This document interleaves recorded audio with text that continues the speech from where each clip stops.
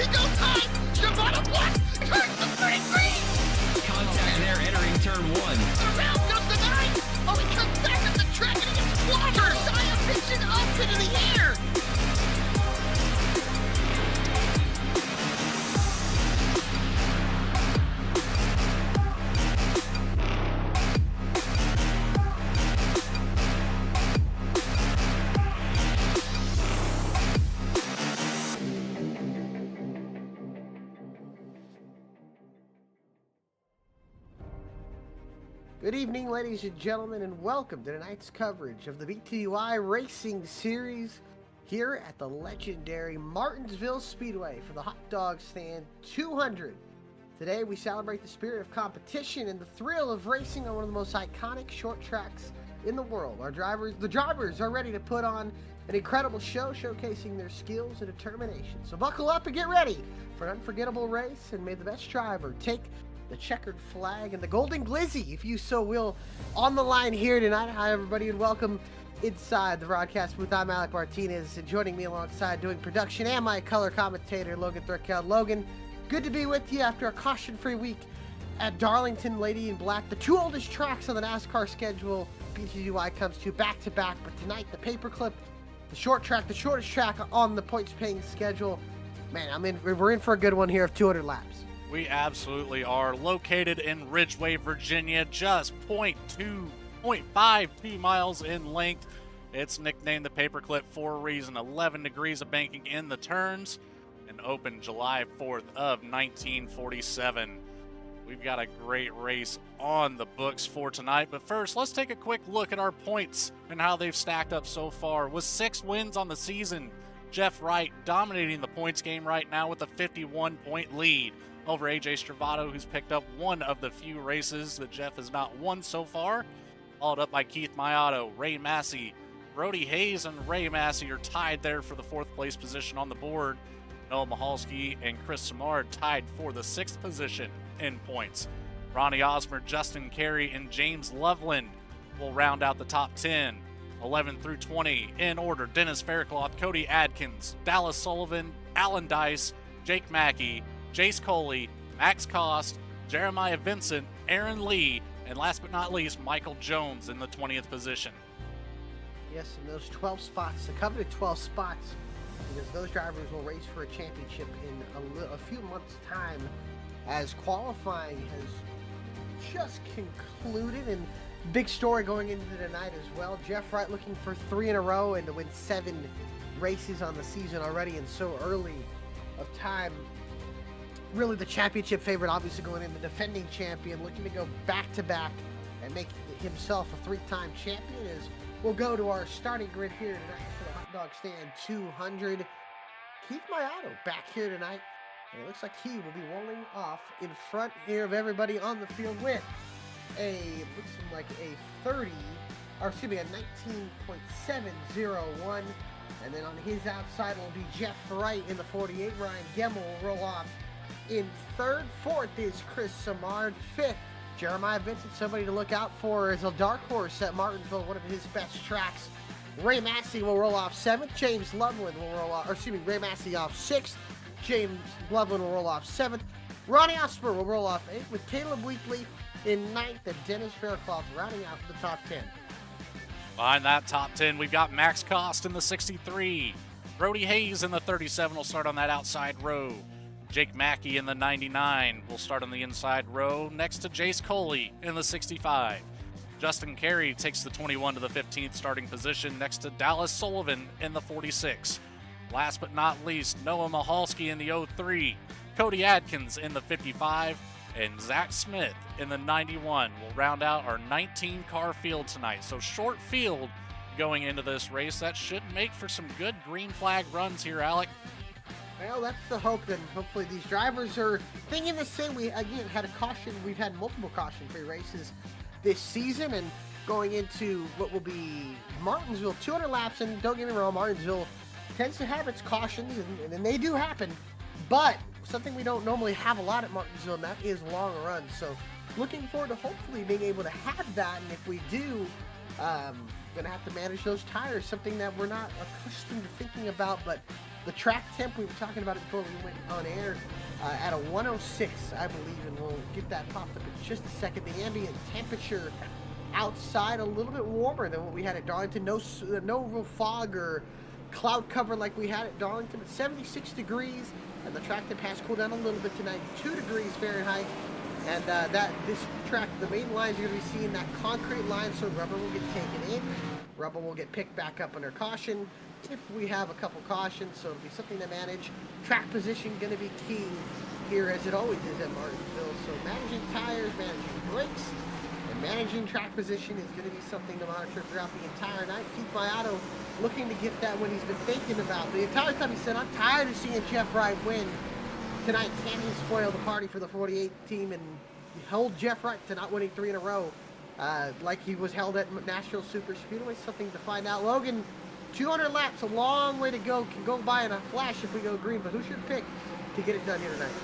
You know, there's a lot of fast drivers out there in practice. Brody Hayes actually set the fastest lap time in practice, but he's starting back here in the 12th position, that 37, still paying homage to Seth Hatchell in the 8 with that paint scheme here tonight, as well as a couple other drivers. But I'm going to go with Brody here. If he can manage the traffic in front of him, I'd say he's in a great position here tonight. I'm going to go with his teammate Keith Mayato. I think he needs to get it done. Why not here in Martinsville and rob Jeff Wright of that 3rd consecutive win? Green flag out in the air, underway from the Paperclip at Martinsville.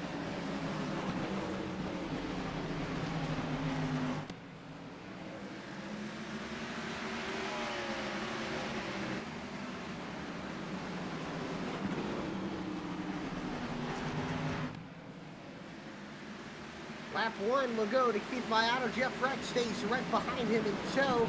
Then it's Gemmel, Samard, Massey, and Vincent battling just a little bit behind. And the field getting single filed out very quick. And that could be something that we will have to see in getting green flag racing, although it does look like maybe Brody Hayes got some damage picked up on that right rear quarter panel. Did not quite catch that, so good eye on that one there. It is indeed. You got a little bit of a bump there, it seems, from behind. Has kind of crumpled up that right rear corner of the 37 V-Speed car. But that's one thing to note here. Aero damage is not important at all. We've been to so many tracks so far this year where that type of damage will slow down the car anywhere from 5 to 10 miles an hour, and that will essentially ruin a lot of racetrack races for your driver. But tonight at Martinsville, just the half mile in length, it's not going to make any difference at all. No, it shouldn't make too much of a difference. I don't think, maybe unless he goes underneath the race car, I don't think we'll see that affect him much. About it from the lead, still about stagnant of 2/10 or so. Maybe a car length now is right. Gains into the braking zone. Looks to set up Keith Mayato and get that lead away. Something we've seen Jeff Wright do a multitude of times here. Is, oh, we got trouble in turns 3 and 4. Dallas Sullivan goes around, and that will be the first caution of the evening, and that will quickly end the streak of caution-free races. And Dallas Sullivan becomes the first victim of the paperclip tonight. Take a look here on the V-Speed incident replay. Coming out of turn number 2 into turn number 3 is where this happens. Looks like Sullivan just, a little bit of a wheel hop there into turn number 3, backed it into the wall. He was out of the way and at the back of the pack. I'm rather surprised that was a caution, Alec. Yeah, it's surprising, but that is going to be the first caution of the evening. And running in the 5th place position, top 5, Mayato, Wright, Gemmel, and Chris Samard, then followed by Ray Massey up into the top 5. And Ray Massey's got something cool to share with him, and he's got the walking and rolling colors, at least, and some sponsorship on that race car. And tell us a little bit. I know you talked to Chris Rood and pulled him up shortly. Is something that he's got going on pretty cool here with Ray Massey and what's going to happen on Saturday. Yeah, so Chris Rood, worker or employee, representative, however you want to say it, of Walking and Rolling Costumes, is putting together a charity race this Saturday for Walking and Rolling. Let's get him up here and get a little description as to what Walking and Rolling is all about. Alec, what do you say about that? That's a good idea.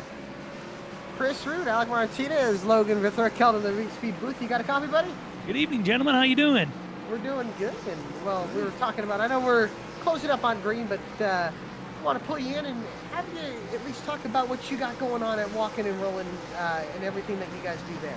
Oh yeah, it's Walking and Rolling. We're starting 2025 is the 10th year anniversary for Walking and Rolling Costumes, and we've done over 200 costumes that we built, handmade, all custom to each child's request and their wheelchair or walker, whatever that may be. So we've delivered over 200 costumes in the last 10 years and are looking to do even more going forward. So we take the request of the kid, help them design it and figure it out how it's going to work on their chair and make some awesome costumes that we can give out to kids. And we think that's awesome and love what you guys are doing. And I know you guys got a big thing happening on Saturday night. I believe it's a charity event, raises some money, 50% of purchase to the drivers and the other 50% to the foundation. And I think it's going to be awesome to see and look forward to seeing everybody there. Yeah, really thankful for VSPEED to broadcast it, for Saturday Night Racing League hosting it and kind of coordinating things. So a lot of great things going on, and another great event here tonight at Martinsville. For sure. Well, we appreciate your time, Chris. Appreciate the time. Good luck with you and Ray, and we'll hopefully be talking to maybe Ray at the end of this thing. Sounds great. Awesome. Thank you, brother. Thank you.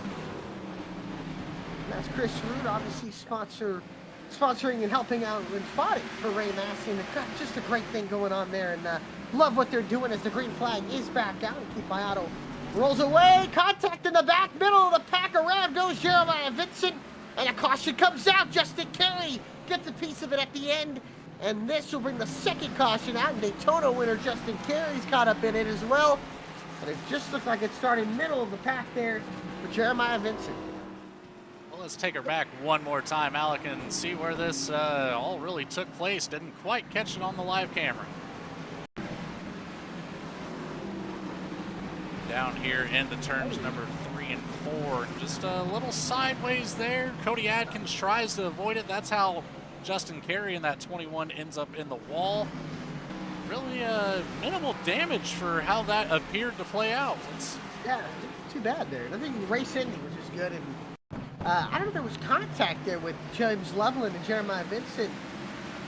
And it doesn't look like there was a ton of contact. I don't know if it's similar to what happened to Dallas Sullivan. Maybe some wheel hop, maybe just a little bit of a wheel hop, and then just a tiny bit of door check in there. And then the 30 goes around and brings out the second caution of the evening, and James Love, wow, I can't talk.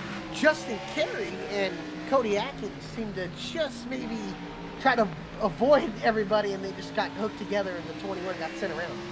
Right now, looking on board of Brody Hayes, I noticed he had quite the avoidance here in this situation. Got the 3 right there, spins, and to the outside he goes. Yeah. Great job there to get around all that mess. Heck of a job, yeah. It's good to go all the way around, pick up some of those marbles from practice and qualifying, but shouldn't affect him too much. And Logan, I know we had to kind of come back to what was going on, the action that was going on, but explain a little bit on our side, at least for VSPEED. I think we're going to be broadcasting that. I don't know if I'll be a part of it, but I know I've been looking forward to watching it on Saturday night. What's going to happen there? Yeah, absolutely. So, Walking and Rolling, one of the main sponsors of the Saturday Night Racing League and sponsor of the 23 of Ray Massey out here tonight. As we see the stickers there on the back bumper of the 23, or on the deck lid rather. And so Chris has been a spotter for Ray this entire season so far, but putting together a initial Clash for a Cause for Saturday Night Racing. And it's going to be hosted here this Saturday live on VSPEED. I believe that'll be Bradley Cooper up in the booth. I know I will be on track for it. I was a part of it last year. Can't wait to be a part of it this year, but more details to come as we're going back. Green flag racing. Keith Maiano off to a massive jump over Jeff Wright off that one. He did, and he got a good jump, and Maiano pulls 2 tenths, 3 tenths, 4 tenths, 5 tenths off of turn number 2 in the battle. It's for 4th and 5th on the racetrack. Osmer gives a shove to Chris Samard into turn 3. They save it, gather it up, but Samard going to lose a spot to Ray Massey, and here comes Brody Hayes falling underneath. Well, Massey just gets clear of the side-by-side battle between the 2 teammates. Osmer gets by Samard, and not a good restart for the 77. Not the one he was looking for, but we've got another battle. Big contact from the back. That's the 80 Dennis Faircloth into the back end of Caleb Weekly. The 91 of Zach Smith goes around and clips into him.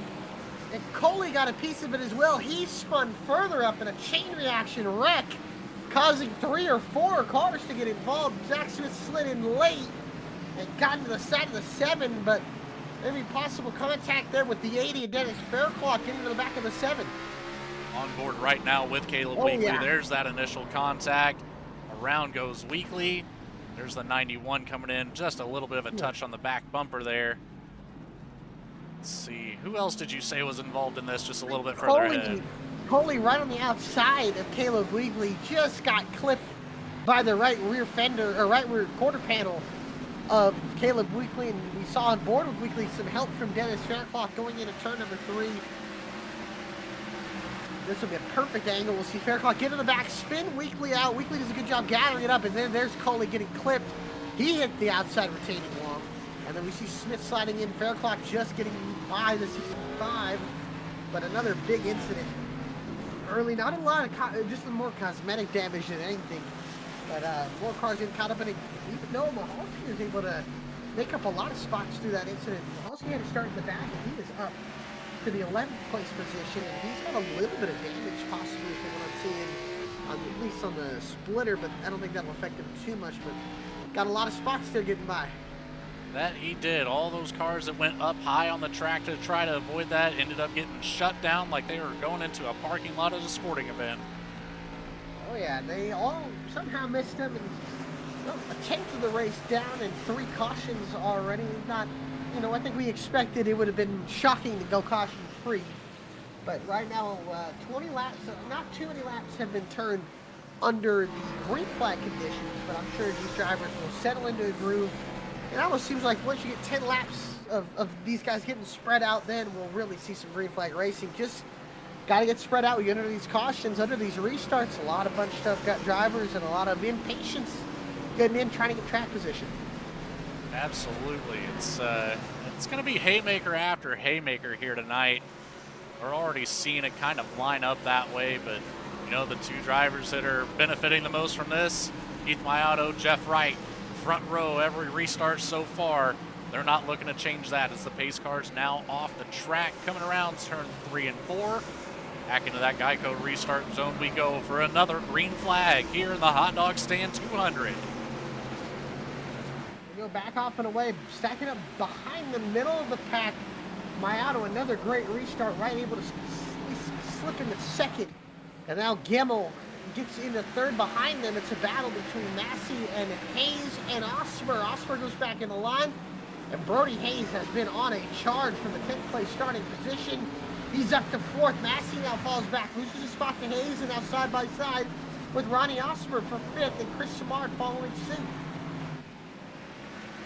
A lot of side-by-side battles back here. Noah Mahalski, Justin Carey battling for that 9th position just behind this battle up here for the 5th spot.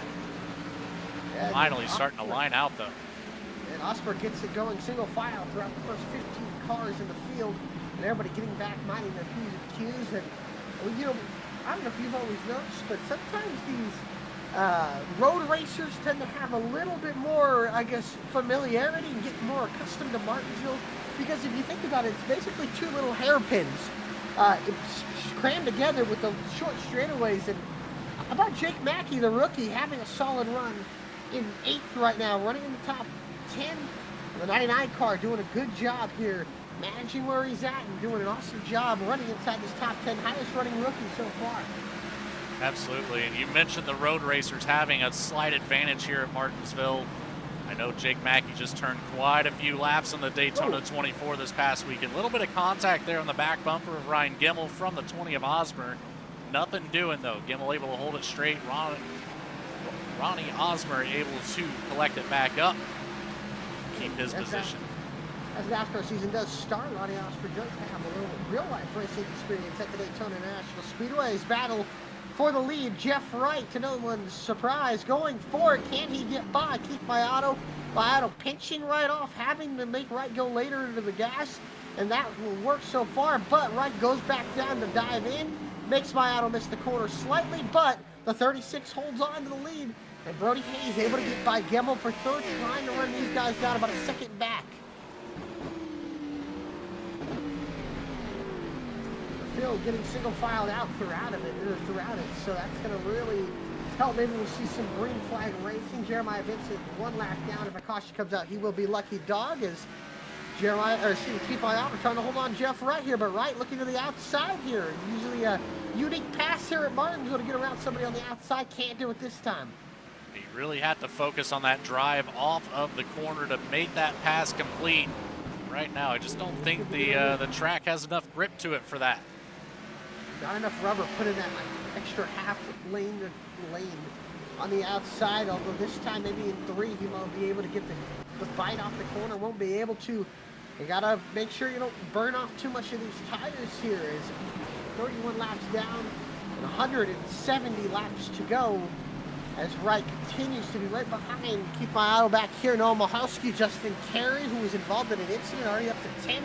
James Loveland and Cody Atkins all doing their thing here as Wright finally has an opportunity here, but makes better if it stays behind him. Looks like that outside lane seems to be working just a little bit better. Sure seems like it. Wright keeps closing up on these entrances and just takes a peek to that outside, hoping that one time it'll give him just enough grip to get around the 36 of Maiato.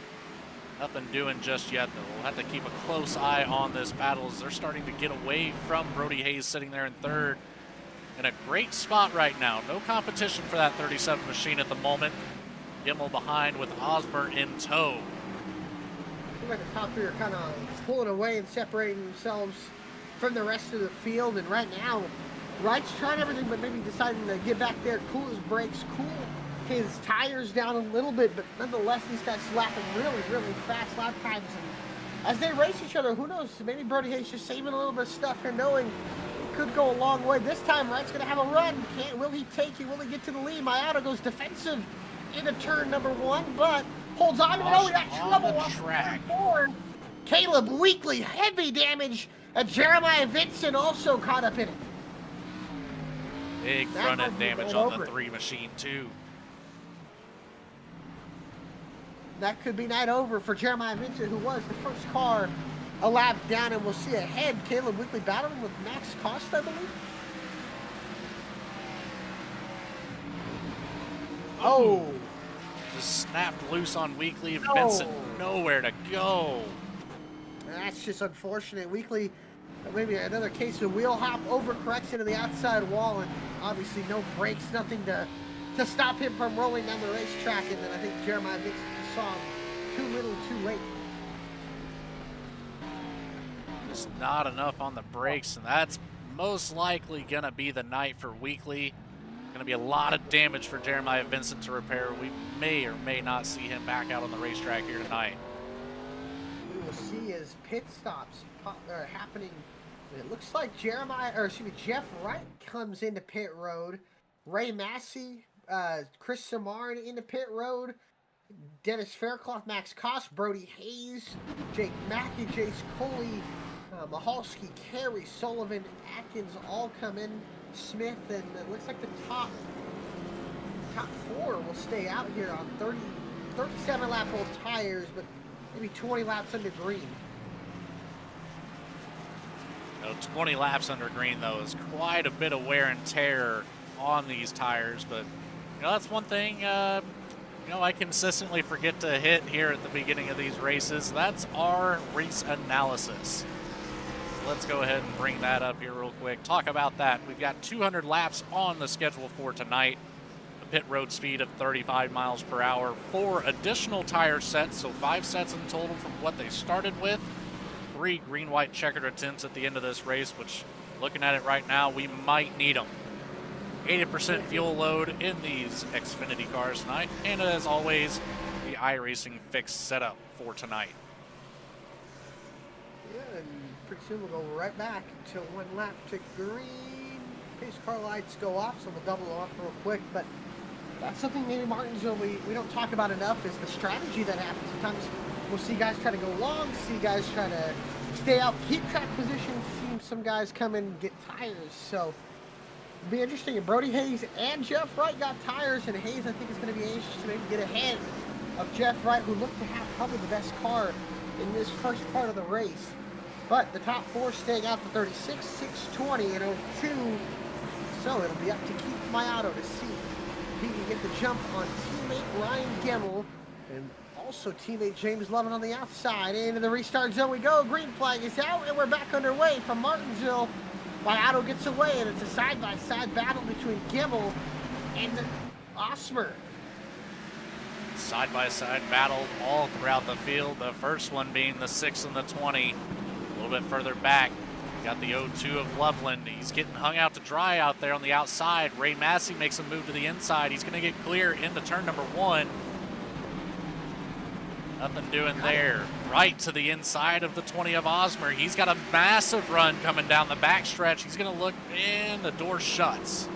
Was looking to the inside there of Gemmel, but Wright already up here towards the front. That's a big advantage on those fresh tires, Alec. It sure is. Gemmel slipped up a little bit off of 4, and that'll allow Wright to just go right to the inside of Gemmel. Now teammate Hayes goes underneath Gemmel, and the drivers with fresher tires starting to ease their way in. Gemmel overshoots the corner, goes way out of the groove, slides sideways, but he hangs on to it, but loses tons and tons of track position. Fantastic driving right there. Amazing save from Ryan Gemmel, who now sits side by side with Noah Mahalski and Justin Carey.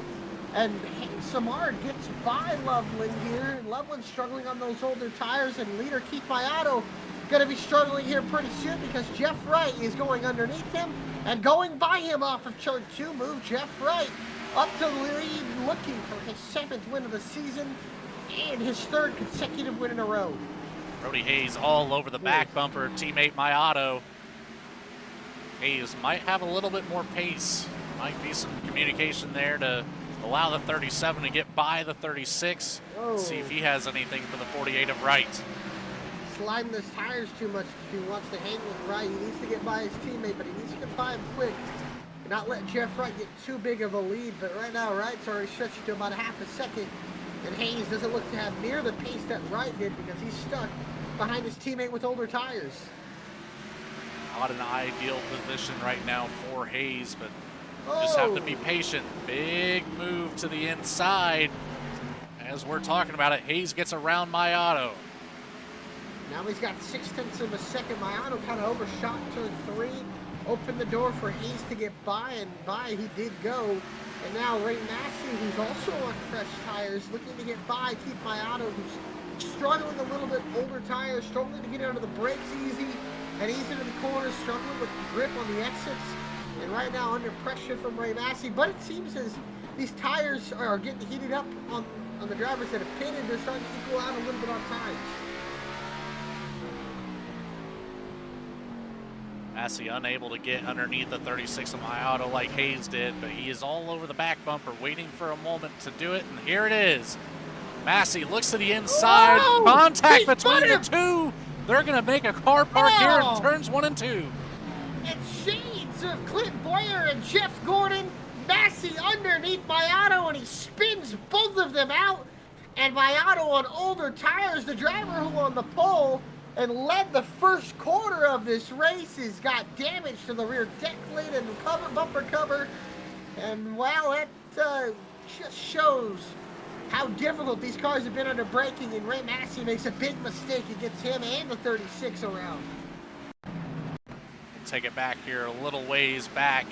This will be the lap before all the action. We see Massey setting things up here, getting closer and closer as time goes by, coming into turns 3 and 4 here. Shortly, Massey will make that move to the inside. Let's take a look on board of the 23 machine. There's the braking zone, just the contact right to the door. And luckily, no other drivers getting wound up in that, as you see every single one in the field go by.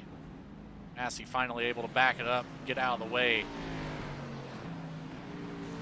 Seems, again, what we've been seeing all night, and that's just lock it up. Maybe wheel hopping back end gets loose, and especially if you're side by side entering a corner, that'll do it real quick and get both of you guys spun around. Yeah, I didn't quite notice that. That left rear of Massey did lock up going into that corner. Saw the tire smoke there. That contact right before it was made. Had to think maybe a little bit lighter on the brakes, maybe makes that corner with no issues. That's not what happened, Alec.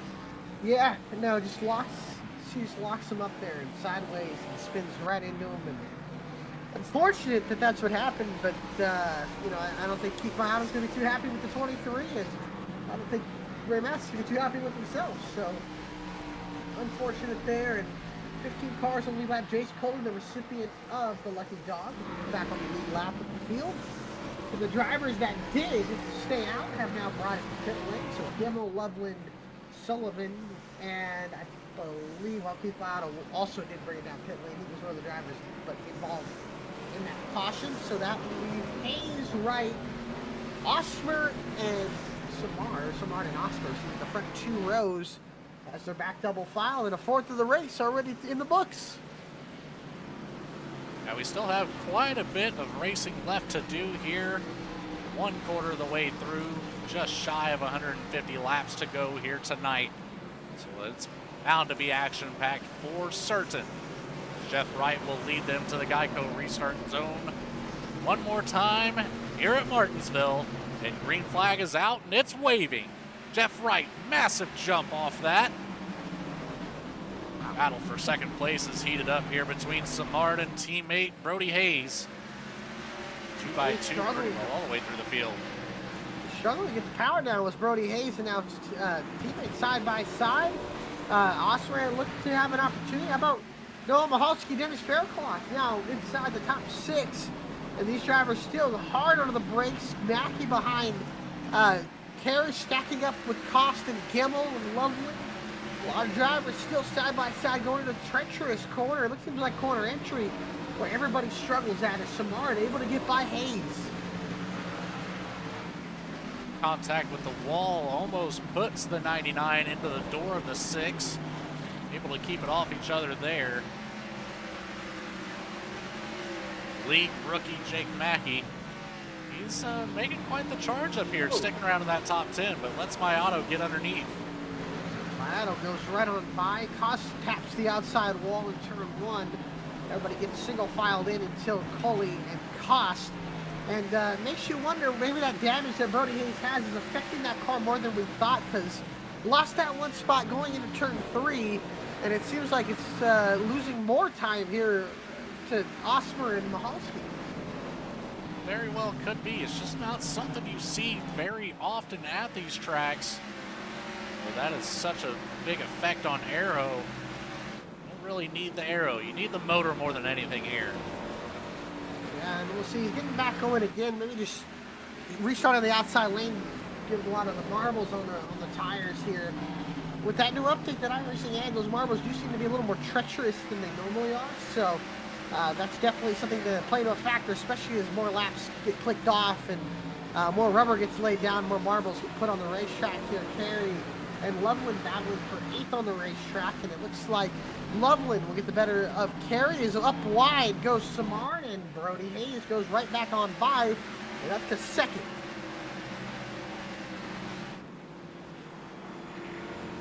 Justin Carey, the season opener winner. He's got some battles ahead of him here. Mayato's taking away a position here now. Down to the inside here in turns 1 and 2. Carey just right there at the back end of the top 10. Oh, Faircloth getting the bumper from Camel. Camel muscles him out of the way and gets by. Loveland, his teammate, trying to follow behind the 6 and move up into 7th place. Oh, Loveland gets loose and he spins in front of the middle of the pack. Everybody avoids him, and the 0-2 goes around, and the 6th caution of the evening comes out. And it looks like a simple mistake and just sliding the back end. And around went the 0-2. Take a look back here. This is where it happens, right down into turn number 1. So we lost the back end. Yeah, nothing, no contact to be made. All the extra drivers make their way around. So it's luckily for James Loveland, just a loss of position here tonight. No damage to that 0-2 machine. Nothing too bad, it seems, but pretty decent mistake and loss of track position. Also just brought it into pit road to get those fresh tires, so have to use another setup. But just, again, a little loose there, tries to catch it, and then knows once it's going around, you just want to keep it out of the outside wall. Treacherous being in the middle of the racetrack, but everybody did a good job getting around it. Yeah, to me it sounded like that downshift is what caused that. Maybe a little bit of wheel hop from the downshift and spun that back end around. And you hear the like you said, a downshifting. You don't really, unless you're, the next gen with the sequential shifter and the 5 gears, obviously you hear a lot of downshifting there, but I'm really surprised to see that they're downshifting here with the Xfinity cars. I can't say I'm too terribly surprised. At least whenever I'm here, I try to use that same tactic. Sometimes it works out, sometimes it doesn't. That was one of those instances that unfortunately it doesn't. Well, I'm surprised by that, but I understand, I get it. So anything if it helps you, I think that's the way to do it. And right there, it helped them for a second. Got some extra rotation, but got too much extra rotation. As the pace car will come, I think the lights will turn off, so we'll leave right at the Hayes front row. And I think these drivers want to stay with you. You got to time this restart at the right time. Seems like the driver who gets in second, once the leader goes, driver in second's kind of left in the dust. Wright's going to have that big advantage on the tires once more. Show pretty good pace, but Brody Hayes up 10 spots. Glad I picked him for the race win here tonight. Yeah, hey, how about the drivers that pitted, got fresh tires? Gimmel and Mayato, who even got spun back up to 7th and 8th, or 6th and 8th.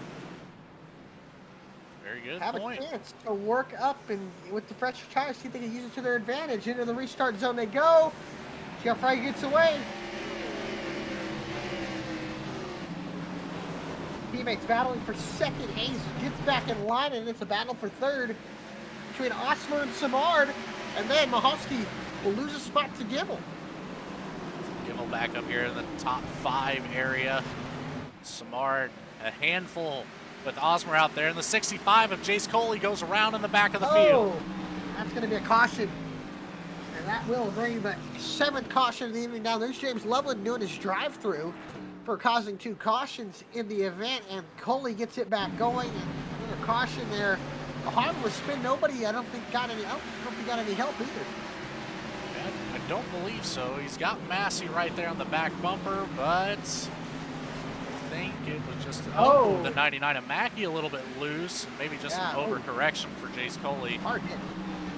Take it back here again, get an onboard camera, see if we can notice anything different here. Yeah, that looks contact with. Might have been contact from the back. Contact. Well, it was contact from Massey behind, but it just seemed like a big checkup because Cody Atkins got inside of Mackey, and just kind of all chain reaction back to Coley and then to Massey and to Coley, and just spun Coley around and got it. I don't think it's anybody's fault. It just seems like a racing deal to me. And just a little bit of assistance there. Can't really blame anybody. Massey cannot see that incident ahead. Well, actually, let's take an onboard with him just so we can show the people just how difficult it is to see what's going on ahead. It's such a short track here. On board with the 23 of Massey. This is not the corner where the action begins. This one coming up here. As you see, Coley drops down in front. Massey loses all sight line of the 99. Right now, the 99 is spun. Oh, yeah. You can't see anything. No, this all checks up and just kind of lands in Jace Coley just kind of lands into Ray Massey's lap, and Massey trying to check up, I think, and just too little, too late, and 65 goes around. So Jake Mackey was able to collect it, but Jace Coley in that 65, a lot of damage for him. Nose into that wall. Sticking it out here, though. He's staying on the racetrack. A lot of damage there on the back bumper. You can see it from here. That back bumper almost looks like a boomerang, Alec. Sure does. Yeah, that's how you know our cars went to Martinsville. Those bumpers, front and back, are pushed in.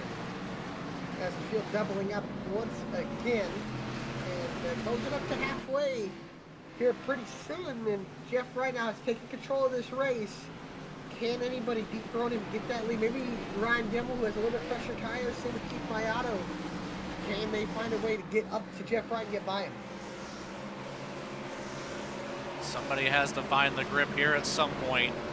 Jeff Wright will lead him into that Geico restart zone one more time here. Green flag in the air, and the foot is to the floor. Jeff Wright takes the green flag again with a big jump into turn number 1. Osmer almost sideways into the door of the 37. Almost caused a big wreck at the front of the field. Osmer held on to it. Now the 3 VSPEED cars go to the outside. Little contact between Osmer and Gimmel, or excuse me, and Hayes. Gimmel now sits behind them. Hayes cuts off Ronnie Osmer. Now Gimmel goes to the inside. Osmer wasn't a fan of that. Gives the bumper to the 37, but Hayes drives away off of 2. That was an aggressive block down to that inside line from Hayes. Luckily, it paid off for him. Osmer returned the favor. Now Gimmel right behind Osmer, looking to the inside into turn number 1 here. Osmer's going to give just enough room. Gimmel's going to take full advantage. He's going to get the drive off the corner of the 80 of Faircloth up into the outside wall. No caution. He might have missed the corner there now. Oh, Gimmel overshot it again, and he misses the corner. Saves it, but loses more spots. And now Osmer retains third, but here comes Keith Mayato trying to set him up.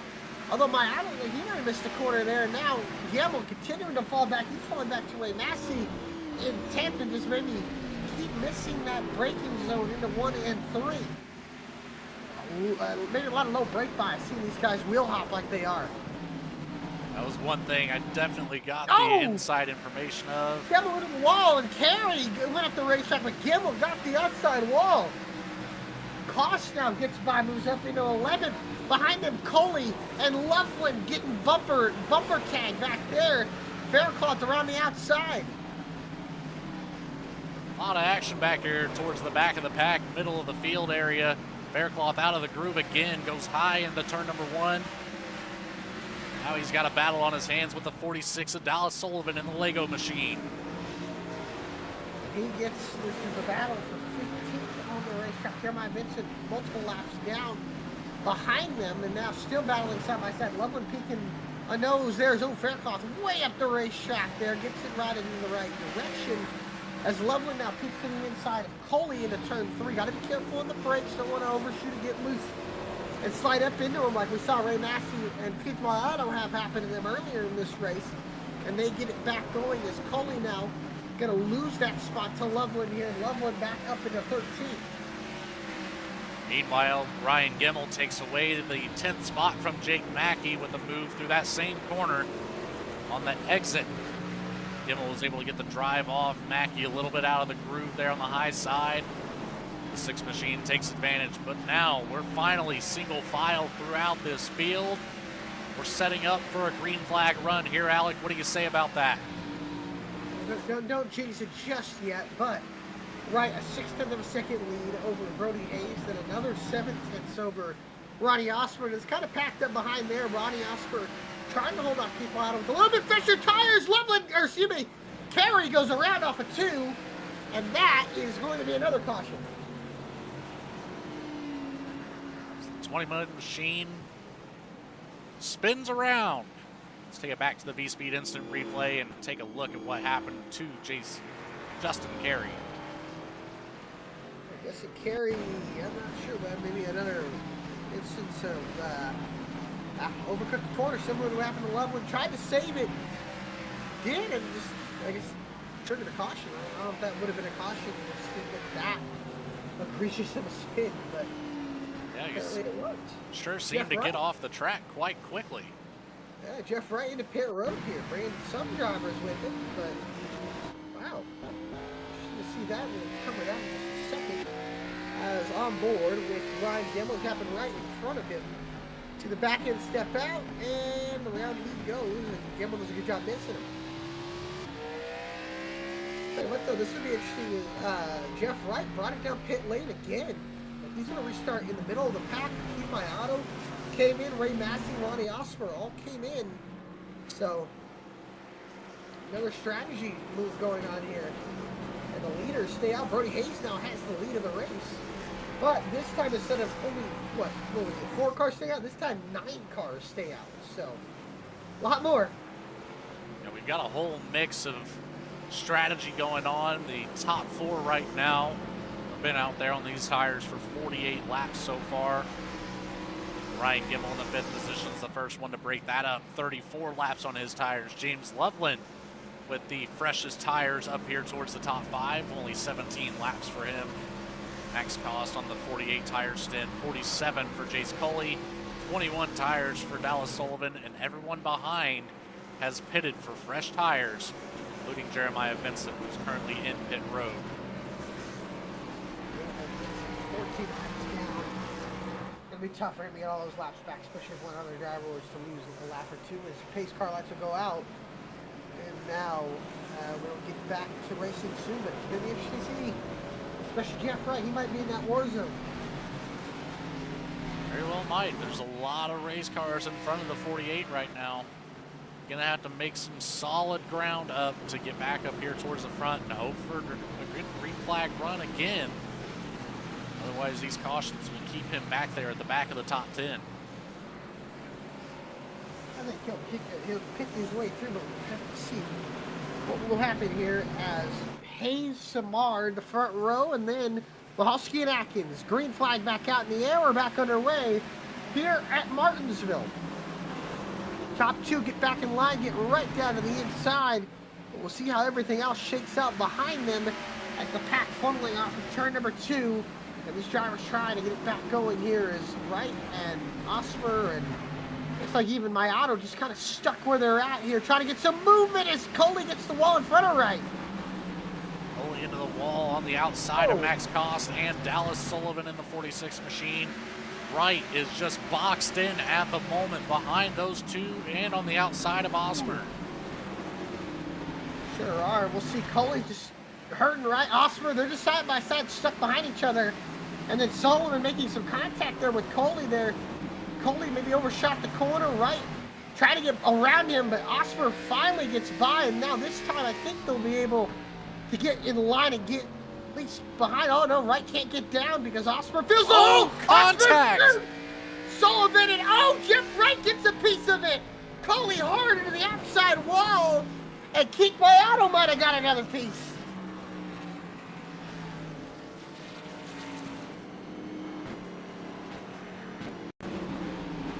Another caution coming out right this time. Both the cars that have really dominated this day might have got caught up in that. It looked like Ronnie Osmer, a little impatient, got into the back of Dallas Sullivan.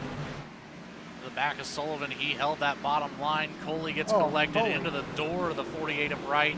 Doesn't look like a whole lot of damage done, except to Coley and the back end of Dallas Sullivan in the 48 machine. Wright relatively unscathed. Same with Keith Mayotte, other than they just kind of missed the wreck, but they gave up some track position.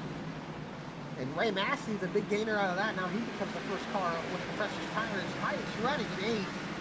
But a lot of action happening once again, and another multi-car incident closing up just about halfway. And we know how much wilder this, how more crazy this race can get as laps wind down. And caution coming out again. Jeremiah Vincent gets another lap back.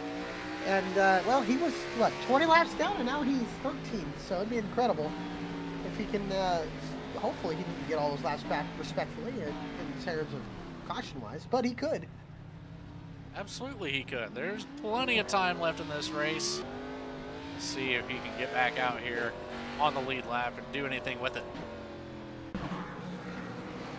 It would be impressive if Jeremiah Vincent could get 13 laps, because that'd be 13 cautions. Well, Alec, so far, track temperature has come down just a touch. We're at 89 degrees Fahrenheit on the track surface. I believe we started out at 94. Then, of course, 9 cautions so far. Only 2 lead changes with our pole sitter. Jeff Wright came up here, took away some laps, and then back to Brody Hayes up here in the front where we currently sit. Top 10 in order: Hayes, Samard, Mahalski, Gimmel, Loveland, Atkins, Cost, Massey, Wright, and Faircloth will round out the top 10 there. It's going to be a battle all the way through and through. It's already showing it so far. It sure is. And the top 10, of all the top 10, other than Jeff Wright, obviously, who's won multiple races, none of these drivers have gone to victory lane. Some of these drivers have a chance at Daytona, and some had a chance at other racetracks as well, but can they find a way to stay ahead of Jeff Wright for the next, 106 laps? The teammates, the front row. Hayes, Samard on the front row, then Mahalski and Gimmel. Green flag back in the air, and they're back underway. The bottom lane doesn't really get going past the leader, but then it's side by side between Mahalski and Samard, and Mahalski moves up to second. Jeff Wright getting aggressive, going 3 wide down the back. Gotta watch out here. Cost backs out of it. Massey rolling around on the outside. Gonna get a couple spots. Cody Atkins trying to get back in line, stay out of the way, but just lets Jeff Wright get underneath of him. Oh, contact between the 48 and the 55. Trouble ahead. No, Mahalski, heavy damage and a big wreck. Samard's in it. Wright's in it. Gimmel's in it. Everybody in the top 5 wrecks out. I think it's easier to name off the drivers that weren't involved in that one, Alec. A hard wreck in front of the field, and all the big names taken out. Jeff Wright's suspension bent. Hit by auto involved, and it happened in second. Mahalski overcorrects and takes out the front half of the field. Man, that was a massive hit there. A horrible wreck from Martinsville standards, taking out half of the remaining field. This is almost becoming shades of Daytona, like with how many cars are going to be left. Not even halfway. And we see running in second, Noah Mahalski loose, overcorrects in front of Samard, in front of Gimmel, leveling gets a piece. I mean, look at all the cars piling into each other.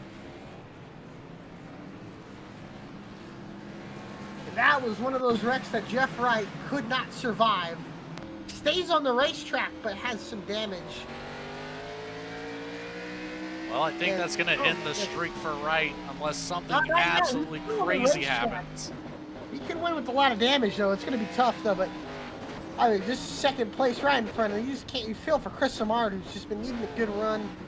Gets in. There's Jeff Wright getting into it. There's Gamble, who's, I mean, he's done. Samard's done. Mahalski's done. Loveland's sitting in pit road, heavy damage. I mean, there's 10, 12 cars still left on the racetrack after that. Let's get an onboard of Jeff Wright here, since he was one of the ones that just in a position you could not avoid that whatsoever, like you mentioned. Sees the cars just right there. Then the front end of Ryan Gimmel swings back around and clips that left front, or right front, rather, of Jeff Wright's machine. I just do wonder how much damage Jeff Wright does have. It doesn't look bad, but it doesn't look great either. He's got some heavy damage. It looks like the front end's a little towed out, so it's going to be tough. This could be what Brody Hayes needs to race a wounded Jeff Wright, and then obviously Chris Samar or Keith Maiato somehow, some way where he was at missed that wreck. Ronnie Osmer missed the wreck. I mean, a lot of these guys missed the wreck, and Brody Hayes, the leader, has the oldest tires in the field, so it's going to be tough to hold on. But can he hold off a wounded Jeff Wright? But also the drivers behind them as they go into the Geico restart zone. Only about 10 cars, 11 cars still left with some pressure, or at least with the cars that aren't wounded. As Hayes gets away, Wright spins the tires, and Wright tries to hold on, but I think that damage might hold him up and hurt him, because now Maiato getting away quick, but Hayes with older tires is going to hold that bottom lane up. Jeff Wright doesn't have the turn, that's for sure. That right front suspension is bent. It's going to make that drive into the corner that much harder here at Martinsville. Wright loses that position to Maiato. I think he should make getting off the corner harder, just getting to the gas. You can just see struggling to rotate the center of the corner. I know he's on the outside, but you'll just see how much he misses, you know, getting off the corner. It's just plowing tight. It seems he's battling Osman. Now here comes Maiato to the inside, looking for the lead on his teammate. And he's going to try, but Hayes trying to hold on. We'll see if he gets it. Not yet, but still side by side, but the fresher tires could prevail. Maiato was spun out earlier in this race, and now he regains the lead of the race. Maiato back in the lead here. Ronnie Osmer completed the pass on the 48 at the same time. Contact! Hayes! And Brody Hayes goes around. He gets caught up by Ray Massey, and that just might take another 2 victims in this race.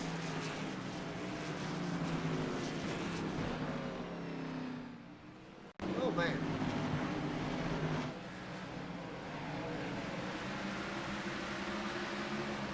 Oh, man. That's just, like a misjudgment there from Ronnie Osmer. Saw kind of what happened with he and Dallas Sullivan earlier. Although it'll get at least Hayes some damage fixed, and then he'll have to obviously get the fresh tires, but that is unfortunate to see there. And Jeff Wright now bringing it down pit lane, so a lot of guys coming in getting their damage fixed. it back one more time, get one more angle of this replay here. Not a whole lot to analyze, just a little bit of contact from the back end. Sends Brody Hayes around, and like you mentioned, just Ray Massey, one of those drivers, another situation of nowhere to go, tries to make it to the outside, just gets pinched between the wall and the 37. There'll be a little bit of damage there to the front left of Massey's 23 machine. It makes you wonder how much damage did he end up getting out of all that, because with heavy, and I mean, if you see right now, Ray Massey, Jeff Wright are still in pit lane. They're going to lose a lap, if not 2 laps, with their suspension damages. So that's going to be tough to see. And Jeff Wright looking to try to go consistent and go 3 in a row, win 3 consecutive races. That looks to be falling out and not happening again. Had an opportunity at Nashville, really didn't put the most solid race together. And tonight, best car, but caught up in an incident. And this will be very crucial to see if he gets out of pit lane right now. Because if he doesn't, I think this might be possible night over, although he just got out of pit lane, so he is going to be the only car a lap down. But got most of that damage fixed, at least the suspension damage fixed a little bit better, but that car is never going to be back to 100%. Now that car is definitely at a disadvantage for the rest of the race. The pace car is going to come down. We only have 8 cars out here ready for the green flag. There's a 9th and a 10th. See if we can do anything with it here. On the outside, as Mayato gets the lead and jumps and gets away, Faircloth and Carey battled for second with Dallas Sullivan. Brody Hayes now with fresh tires got spun, but was still able to get out in the top 5. He'll try to find a way around Sullivan. Now looks to the inside of Carey. Almost a 2 for 1 through 3 and 4 there. Brody Hayes back up to the top 3 positions now. Contact into the wall for Max Koss back there. That pink, black, and gray 63. Almost the equivalent of the Darlington stripe, but no name for it here at Martinsville. Now, and Osper has to serve a drive-through penalty, obviously for causing multiple cautions. So if he stays on the lead lap here, it'll be close. But he now needs to stay ahead of Jeff Wright here to hold Wright at least a lap down or 2, and Wright going to be a train behind. Osper joins back in front of Carey, who's running in 4th, and Hayes looking to get around Dennis Faircloth here for 2nd, and he does so. Good move. Hayes on a charge right now.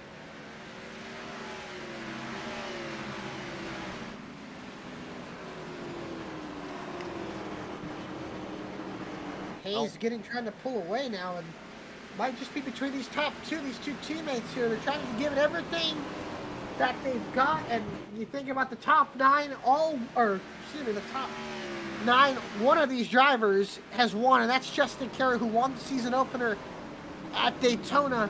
But the top 3 right now have not won this season, and they're trying. One of these drivers trying to get one of these their first wins of the season.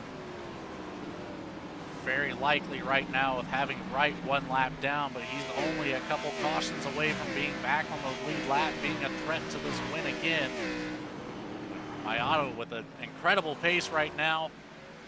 A little over a half-second lead on the 2nd place position. Brody Hayes. Yeah, Koss able to move up into 6th. Brody Hayes also has a half-second lead now to Dennis Faircloth, so the top 2 running away with it. Faircloth has Osmer in tow 1 lap down. Then it's 2nd and a half back to 4th place, Justin Carey. 85 laps to go. Can these drivers, so little cars in the field, can they manage to go all the way? How about Max Koss with the pace he has? Looking underneath Cody Atkins for now 5th on the racetrack, 63. Showing some pretty good speed long right here. Got to be careful being underneath the 55. Koss moves up to 5th. Atkins goes back down to 6th, falls to his teammate Dallas Sullivan. Justin Carey maybe holding these guys up a little bit. Sullivan looking to the inside of the 55. Cody Atkins now. Little bit of contact to the left rear. Atkins able to hold it down and get a good drive off the corner. Now clear of the 46. Oh, gotta be careful. single file back out into turn number 1 and 2. Gets the spot, holds on to the spot. Now Sullivan under a little bit of pressure to Jake Mackey in the 99, and then Mackey, who's under pressure from one of the lap cars, James Loveland, the Jeremiah Vincent, and then Jeff Wright, all a lap down behind the 99 car. Only 8 cars on the lead lap.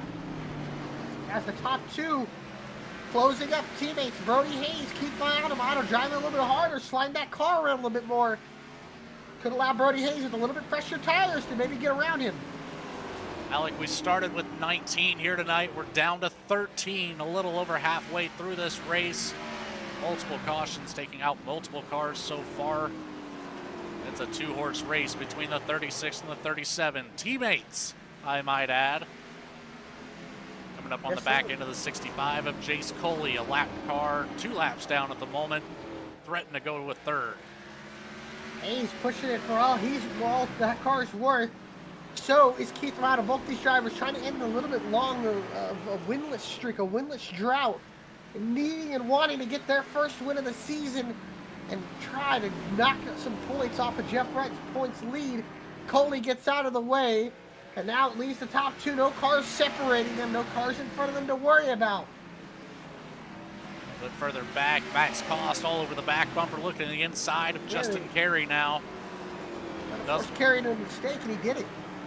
Didn't quite get the drive in Max was looking for, surely, but that did force Carey to overdrive the corner. Wow. Missed the apex just enough to allow the 63 by. Now the 21 under threat of Cody Adkins. Adkins looking to get around Carey, and how about Max Cost with the pace he has? He keeps going here, but oh wow, who was that? That went wide, and I think Jake Mackey caught the wall. Missed the corner, caught the wall. It looks like it. He got some damage to the right side, so he definitely caught it. Good save, though. That could have been really, really bad, and maybe he just caught out again. Oh, Dallas Sullivan got loose. Wow, what a save from Sullivan. This was a lap before here. And this time by, we'll see Mackey go high into turn number 3. See if he catches the wall at all. I think it's possible we just see what we've seen all night is drivers getting a little loose. I think it was the next lap actually. That incident happened. There's Cost getting by Carey, and tell you what, Max Cost has some really good speed, and he's looking like he might be on the podium here tonight. Max definitely has the pace for it if it's not this time by for Mackey's incident here. We'll get back to the live shot. There it is. Yeah, a little bit of contact. Not too bad though for Mackey. Not bad at all, but yeah, how about Max Cost and the pace that 63 car has? He is tearing into the gap that Dennis Fairclough had built over him. Only a second separating him, and this would be Max's best finish on a non-super speedway. If he can just somehow get up to Dennis here, he has a chance at a podium at the Paperclip. Certainly does, closing that gap from over a second and a half to just over a second now. Max Cost with a serious pace out here on the racetrack. One of the fastest cars on track at the moment. Third in that position for the fastest lap currently. The two teammates going to duel it out here for what will be the race win eventually. At the way this race is going, Maiano, a little bit older tires, trying to hold on. Both these cars have been spun, have been bruised and battered, but they're looking to get their first win of the season. Two teammates, how will they race each other? Hayes tries to cross over Maiano, but he can't do it. Maiano holds on to the spot. A bit further back there, saw Dennis Faircloth a little higher on the racetrack. That was a lap car making a move on Faircloth there. Looks very similar to our beginning of this race when we saw Jeff Wright try to find a way around Keith Maiano. It's just going to take a mistake out of Maiano for Hayes to get right on by him. At this rate, Maiano's going to have to drive 70 perfect laps. Can Brody Hayes find a way to get by him? He looks low. Maiano goes to cover. Going to have to force him into the corner harder than he wants to. And Hayes will have to back off and live to see another lap.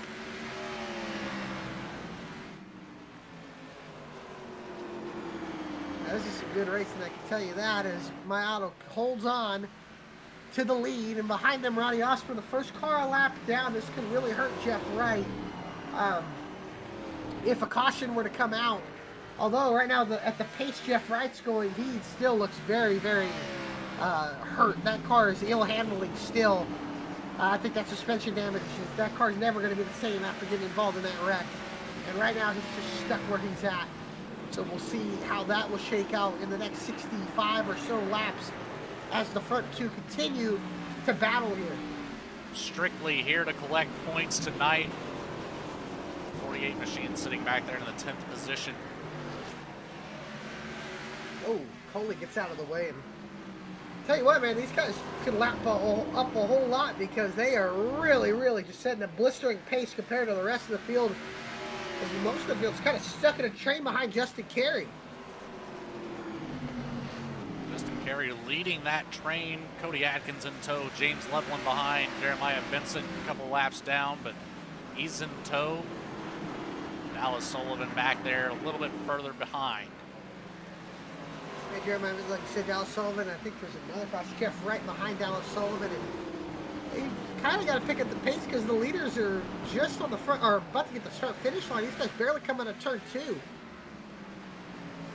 So they kind of got to get going a little bit. If they keep going at this pace, at this rate, you know, they will be in jeopardy of going a lap down. And for Jeff Wright, he can't have that happen if a caution comes out. Because then he'll be 4th, 5th car a lap down instead of 1st or 2nd. So we'll have to see here as these top two continue to battle. I think Hayes knows he's got a little bit to go. He's just got to manage these tires here because I think he can try to work over, keep my auto here as Carey trying to hold on here, trying to hold off Cody Atkins here for 5th on the racetrack in the battle for the lead. Hayes got next to him, just missed the corner. Atkins seemed to be getting a little impatient there. I saw him into the back bumper of the 21 when we cut to this scene. Since has backed off, giving a little bit of breathing room to the 21. Almost into the back bumper there again. Slid off that corner there and that really hurt the exit. How about this battle for 3rd? Max Cost and Dennis Faircloth battling here at Martinsville for 3rd place. The bottom step on the podium, but Cost really good speed compared to Faircloth, and we'll see if he can work himself into a top 3 position and get his best career finish on a non-super speedway. Cost won the Clash earlier this year at Talladega, and right now having a good run and his best run so far of this season.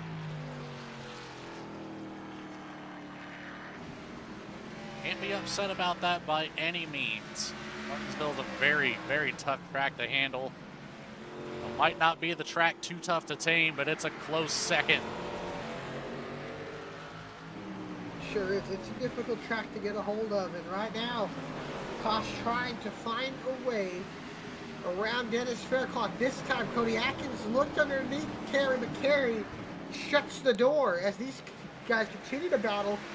James Loveland, Jeremiah Vincent, Jeff Wright, they've kind of just stayed stagnant behind them, but they're starting to feel a little bit of the pressure. At least Jeff Wright is trying to find if he can get around these guys and build a little bit more of a gap as Cody Atkins gets loose. So does Dallas Sullivan. Wiggle for Sullivan out of turn number 4. Let's take a look here, though. They just exited turn number 2, and the leaders have now exited turn number 2. So they're separated by about a quarter of a track. About a straightaway is all they really have, to be honest with you. So we'll see as these top two continue to pull away. They have a 6-second gap over Faircloth and Cost. And Cost has kind of just stayed behind Faircloth, hasn't found a way around him yet.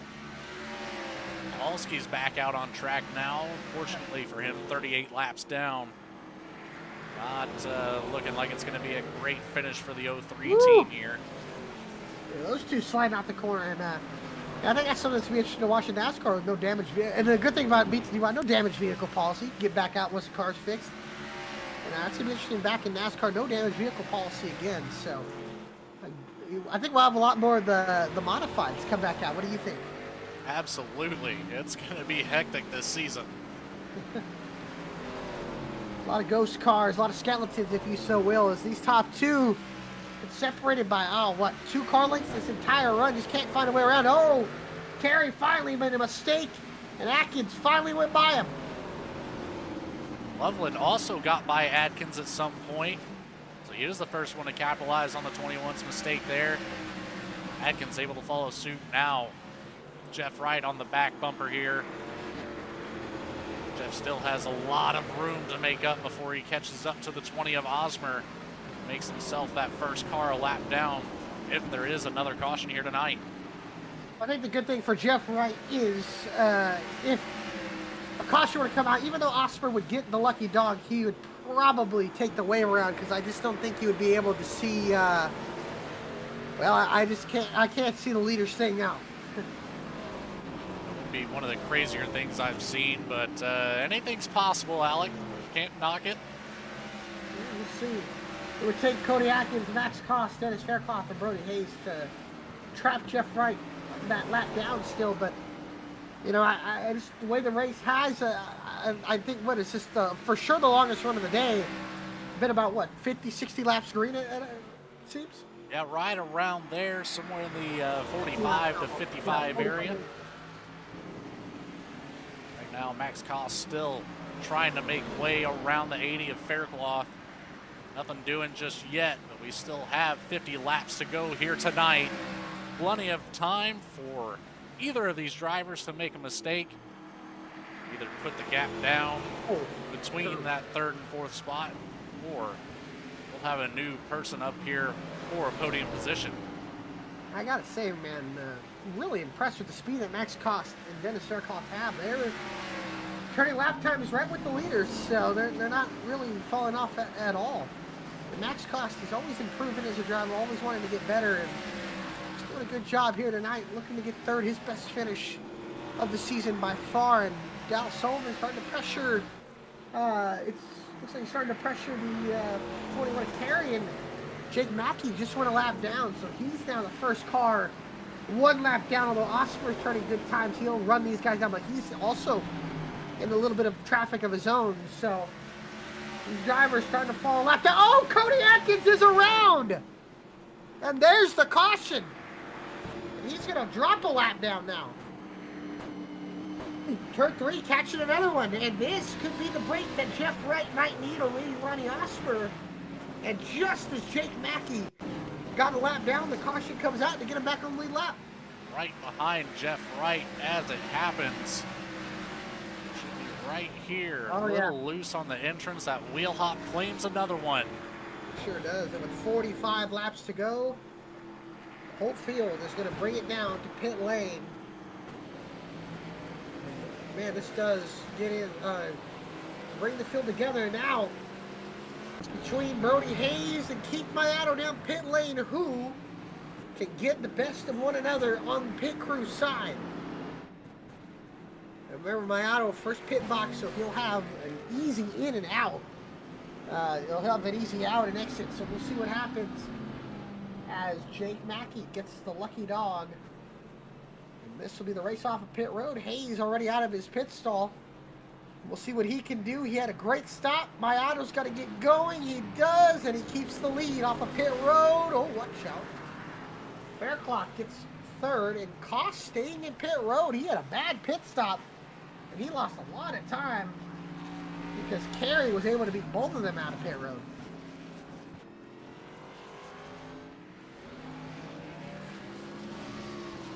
A lot more driving that Max Kost has to do now to get back up to that contending podium position. Faircloth breathing a sigh of relief. And maybe Faircloth now going to be on even tires with everybody. Could he be somebody that can steal this win? And what an upset that would be coming into this race. But solid run for a lot of these guys. A lot of these guys are going to get their best finish of the season if this things keep going the way they are. Jeff Wright, Ronnie Osmer are going to take the wave around, so can't blame them there. Oh, they are going to be on significantly older tires compared to the rest of the field, but you get another caution to come out, and you're back in this puppy. Although a lot less laps to work with. There's Osmer, Wright, Loveland, Vincent.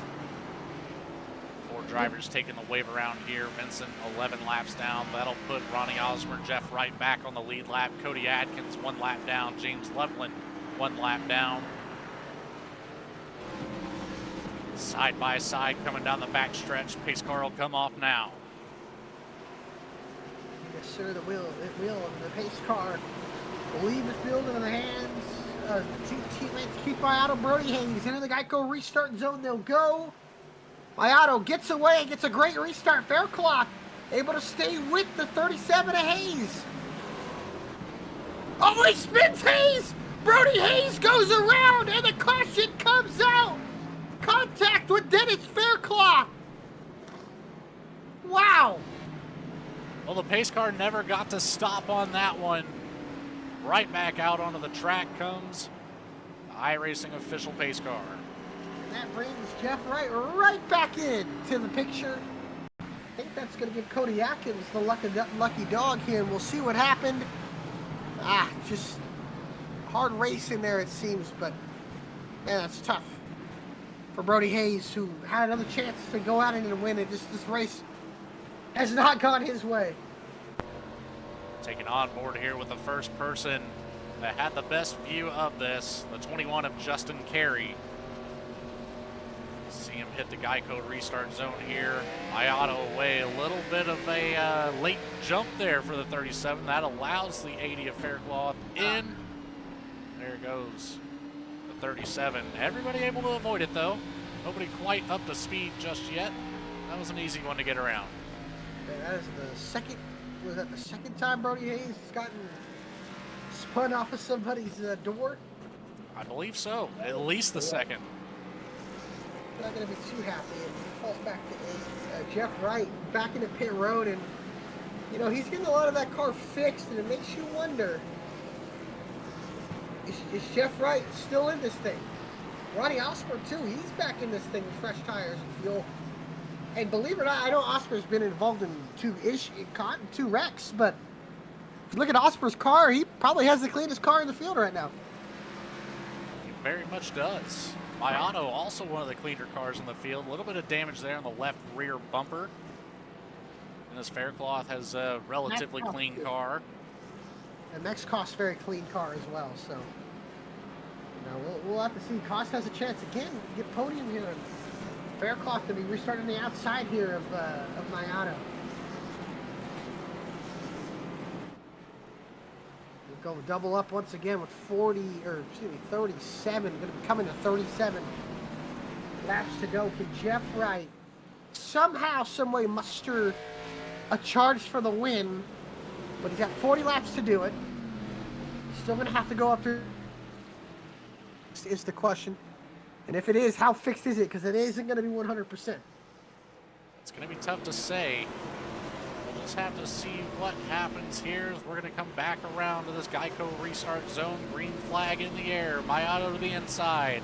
Faircloth to the outside. Away once more they go. Oh, Cost spun the tires, and there they go again. Mackey gets turned to the outside wall. And I think Ronnie Osmer's clean car is no more. See quite a bit of damage there on the lower bumper. Actually, it's not as bad as I thought. I was to say, he hit him pretty hard, but the bot kind of flexed out and able to keep it. Jeff Wright was far enough back to miss that wreck. And Brody Hayes got a couple spots out of that, and that just looked like Cost spun the tires. I believe you are right on that. We'll take a look from the overhead here. A little bit of a stack up coming out of the corner. A little bit of a, spun the tires into the outside wall. Mackey nowhere to go. Osmer nowhere to go. Mackey collects the worst of it, honestly. He sure did, and let's see. Yeah, James Loveland got the lucky dog. So Loveland back on the lead lap.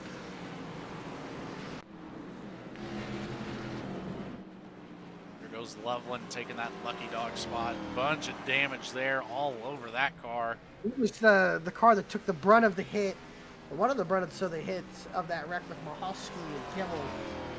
That caught Samar that caught a lot of them out. I mean, you see Ray Massey's out, Ryan Gimmel, Chris Samar all out from that incident. Mahalski 41 laps down, Coley 15, Vincent 11, and the rest on the lead lap. So a long, long way to go. Jeremiah Vincent, Jace Coley, Noah Mahalski. It's just luckily Mahalski back in the pit road, so he might have called it a night. And Jeff Wright, as time keeps going on, Jeff Wright continues to get that car fixed and get it to somewhat raceable condition, and maybe if we get all that damage fixed, we'll still have a chance to win this race. Like I said earlier, I've seen crazier things here on the iRacing service, and we're within 40 laps to go now. It's crunch time. You got to do something. I mean, if Jeff Wright was to somehow come down and win this race, I mean, can we just hand him the championship? I mean, that would be an amazing thing. I don't know much more else anybody could do if Jeff Wright comes back and wins this race. Would be quite the incredible feat for the 48 team. The cards are not in his favor at the moment.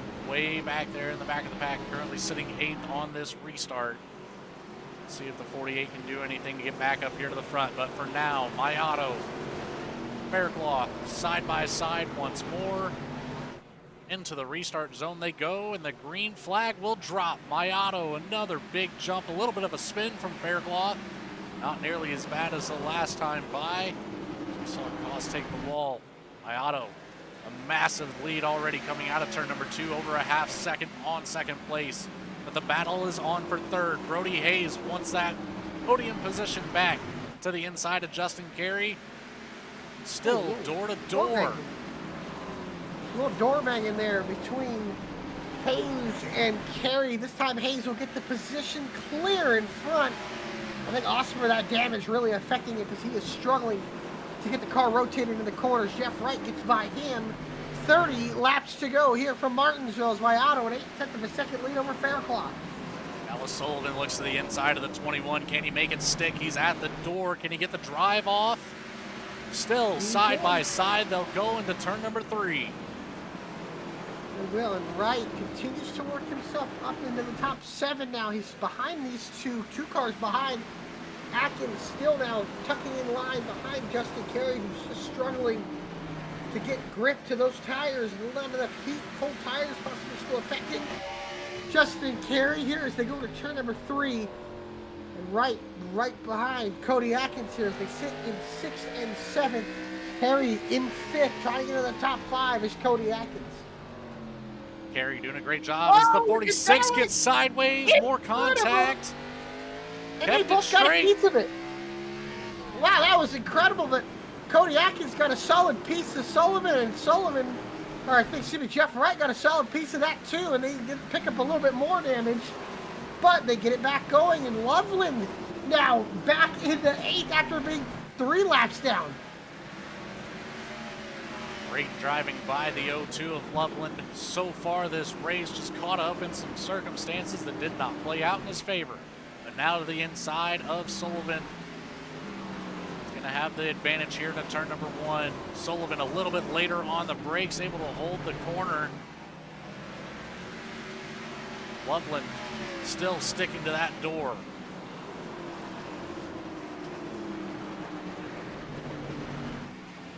Loveland trying to get by on the inside, just pinned down on the bottom, it seems. Can't find a way around. Sullivan shuts the door on the 0-2. And how about this for second? Brody Hayes going underneath Dennis Faircloth. Now no car is separating he and Keith My Auto. Can he run down 1.5 seconds ahead? Is the 36 his teammate? Can he do it again? Brody Hayes is driving with a scowl on his face after being spun around by the 80 of Faircloth a few cautions ago. Now back up here in the same position he was when that came out, just a lot further back from My Auto. 2.5 separates first and second. A 2.5 separates third and fourth. The top 3 running away from the rest of the field. Justin Carey leading the train once more.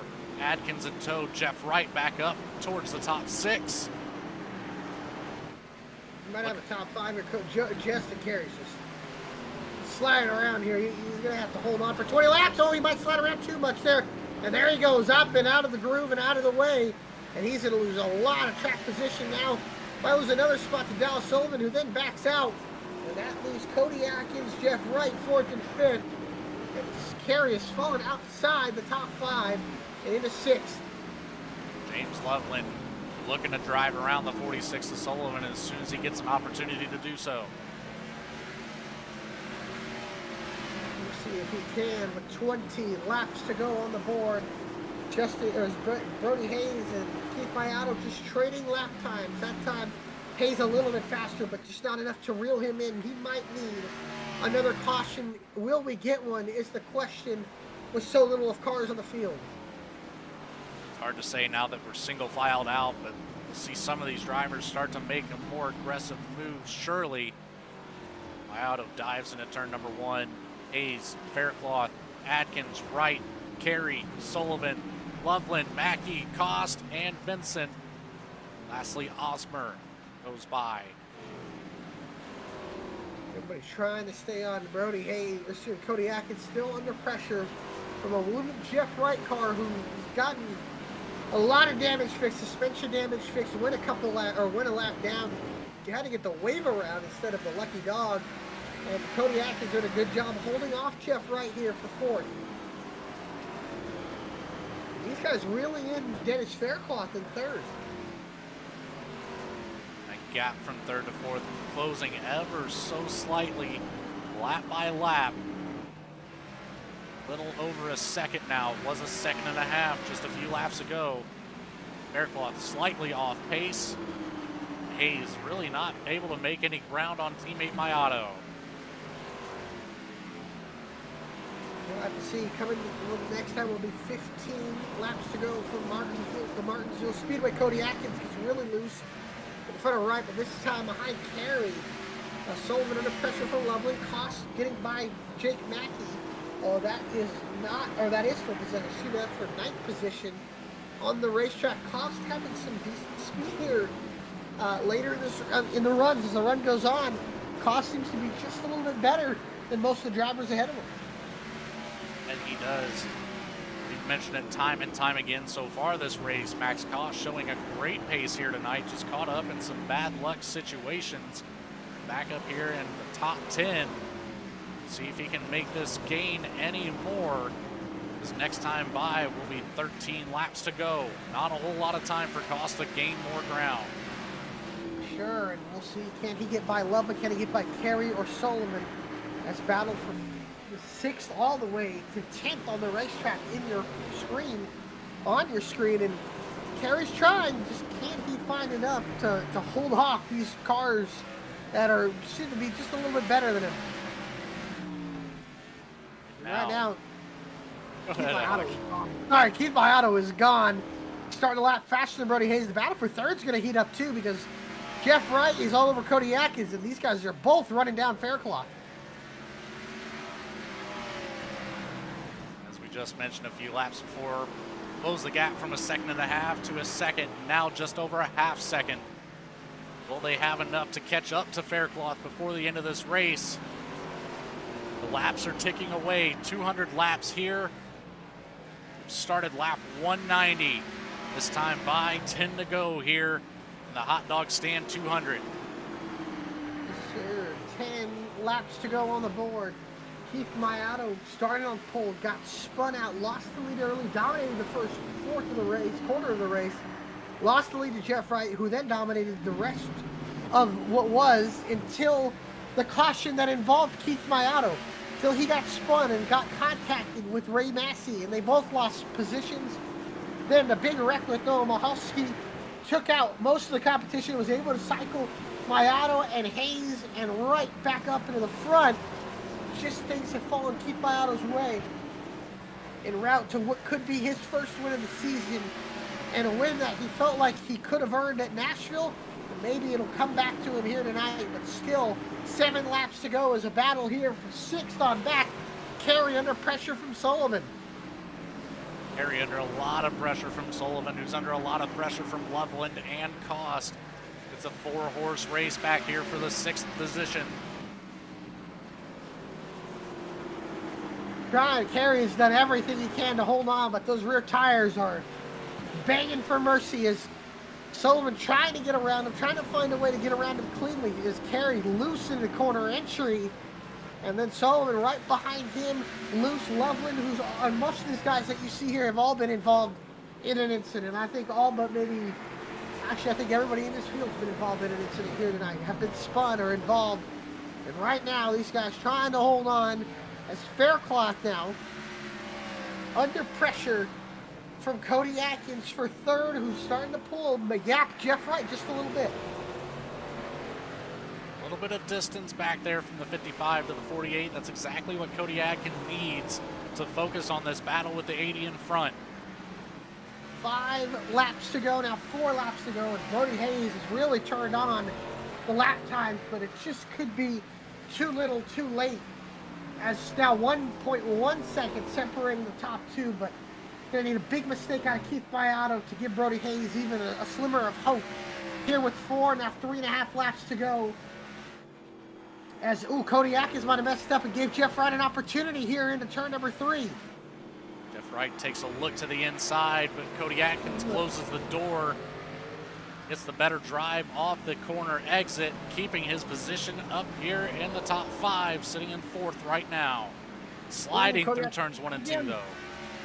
He messed up again, and this time that would be all she needed for Jeff Wright to get by, and that he does do. Jeff Wright up to 4th, 2 laps to go. Can Wright somehow, run down Dennis Faircloth for 3rd, a lap and a half to go. And we mentioned it not too long ago, that Keith Biotto felt like he was getting tired of seeing Jeff Wright win. Felt like he let a win go at Nashville Super Speedway when he lost to AJ Stravato. 1 lap to go, a half a mile, but tonight he started on the pole. He got spun early in this race, but has rallied back to the lead, and the spin and win challenge is going to be completed in the Hot Dog Stand 200. Keith Biotto will come off of turn 4, and he'll win his first race of the season at Martinsville. Hayes finishes 2nd, and Dennis Faircloth holds on to 3rd with Jeff Wright. Cody Atkins running out the 4th and 5th place position. Terry holds on to 6th with Sullivan, Loveland, Cost, and Mackey the top 10. And oh my, what an eventful race that was. And Keith Biotto, the winner here tonight, the 4th different winner of the season. And man, oh man, what a win for him, and it's going to feel good and some relief. The monkey off his back, and we could set him up for his first championship.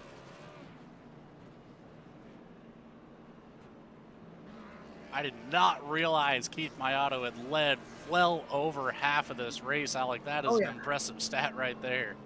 And my pick, finally I got one of these picks right, and what a win for Keith Biotto. Like you said, once he got back to the lead after getting spun, he really controlled most of this race. And take a look at our finishing results here just before we get done with this. And actually, we'll go with that. And 3 lead changes for 14 cautions. Keith Biotto, the winner. Brody Hayes, 2nd. Dennis Faircloth on the podium in 3rd. Jeff Wright was 4th. Cody Atkins, 5th. Justin Carey was 6th. Dallas Sullivan in 7th. James Loveland, 8th. Max Costin, 9th. And Jake Mackey, the top 10. Back half of the field will consist of Ronnie Osmer in 11th. Jeremiah Vincent, after a rough race, will finish 12th. Only 11 laps down. He was, I think, about 15 at one point.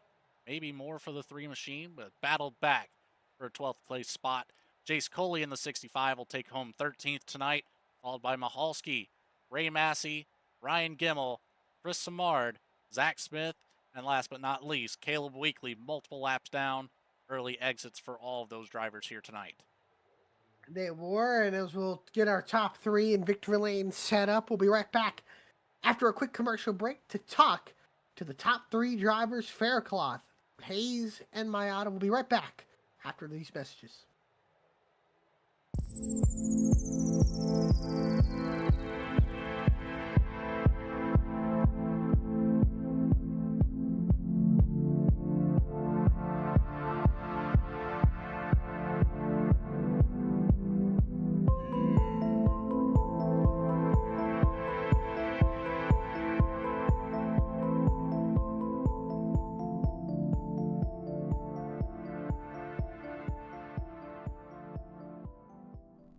Sailor Tarot Magic is the spot to get a reading from Sally, an intuitive healer and tarot reader.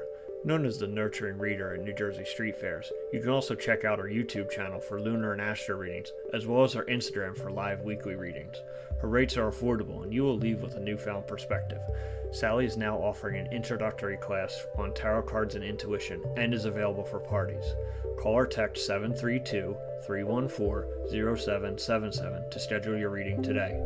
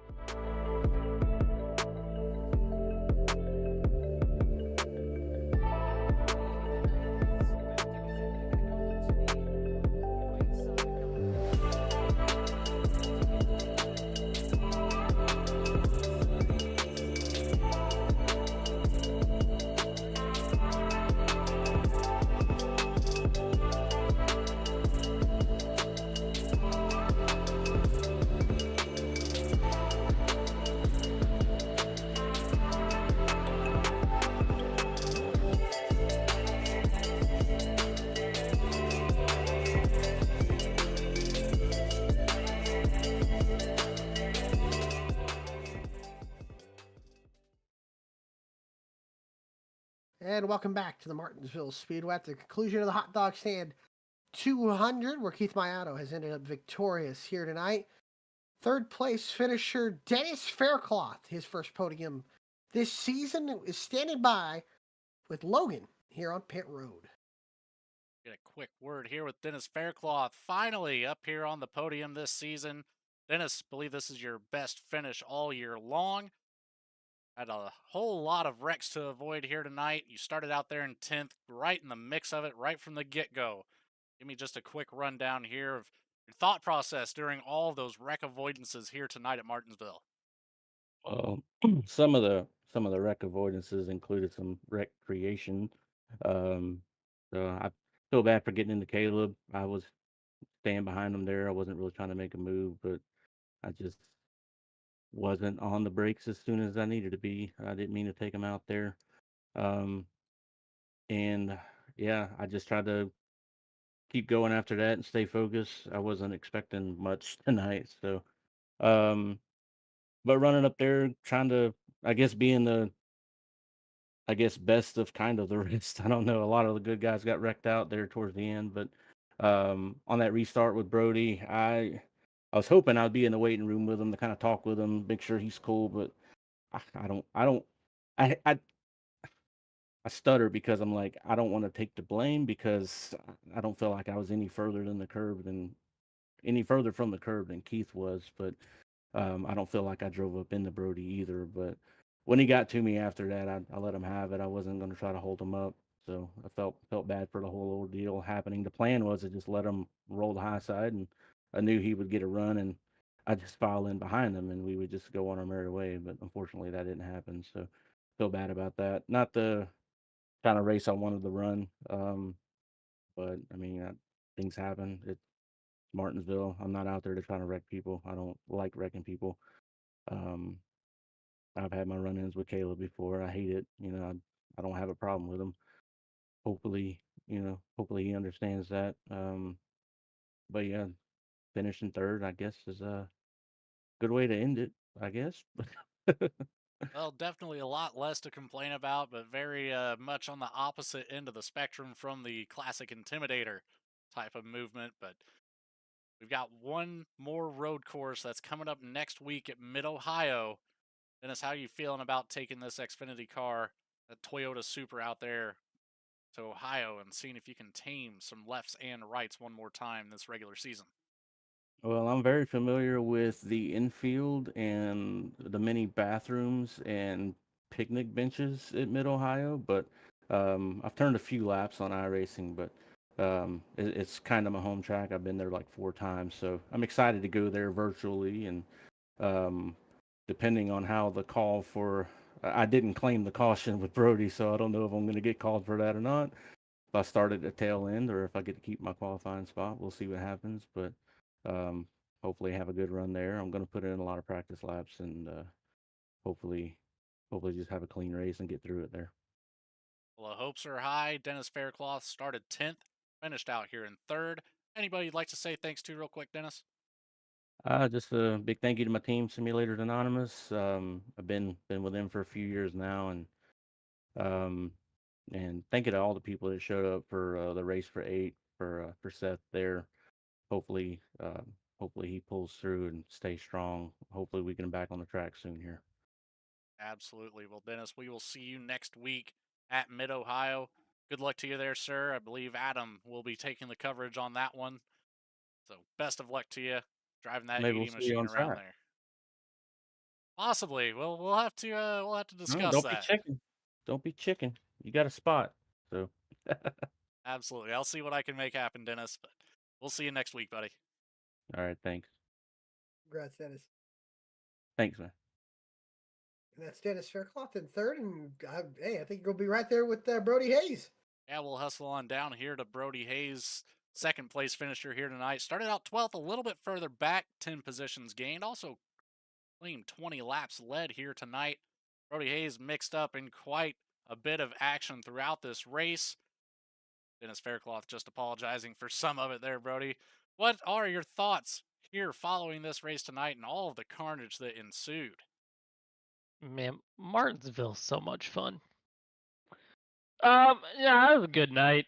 I really put myself in a hole at qualifying there. I just screwed up my first lap and then double screwed up my second lap. And Martinsville's already tough to pass, so it was going to be a long road from there. But I'm glad I got to the front. Me and Keith had some good racing there. I told him if he wasn't my teammate, I'd have moved him.